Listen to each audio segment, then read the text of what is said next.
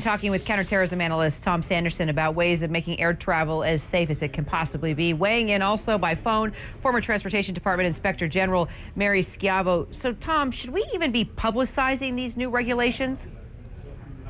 Well, certainly the American people and, in fact, the international traveling public need to know what it is they can and cannot do when they come to an airport. Take the liquids prohibition of a couple of years ago that's still in place. People need to know what they should not do. Now, to believe that we're informing extremist groups and terrorists of different tactics and countermeasures that we're putting in place, I don't think we're really doing that. These are groups and individuals who know what's going on. They have people who travel, who report to them. They're excellent at gathering intelligence.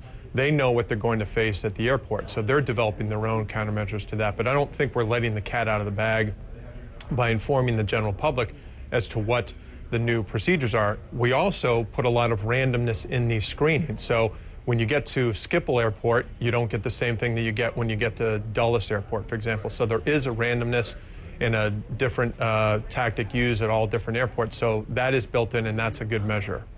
And Mary, bottom line, it was a very vigilant passenger that recognized that something was wrong with this guy sitting next to him, and he jumped him and took him down, and passengers prevented an explosion because they paid attention. So much of our security depends on how we are looking at things from this point on, correct? That's right. The vigilance is the most important thing, and already we see, I mean, who would have thought that after September 11, 2009, we would lose our vigilance, but apparently we have, and that's our biggest problem. We get complacent, and for example, the TSA already announced that these measures would be in place temporarily.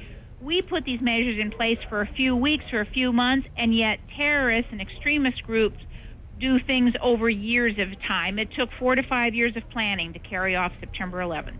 You know, you mentioned September 11th. Maybe I should get you both to weigh in on this, Mary. Isn't there anything to say for the fact that we haven't had another September 11th? We've had a lot of thwarted attacks. Yes, absolutely. And I said, particularly within the United States, people are very critical of the TSA, and so am I, because you have to criticize them when they don't catch a terrorist. But you cannot possibly overstate how bad security was in the United States on September 11, 2001, and it has improved in the United States because of machinery, because of better trained personnel, and because we have professional law enforcement officers, the TSA, doing security. So we did learn that lesson on September 11. It's just impossible to express how bad it was. We didn't even know who our screeners were, much less that they were doing the job. And so I think that the world has perceived, at least in the United States, we're attempting to tighten it up, and that has had a deterrent effect. Mary Schiavo, Tom Sanderson, thanks you guys so much.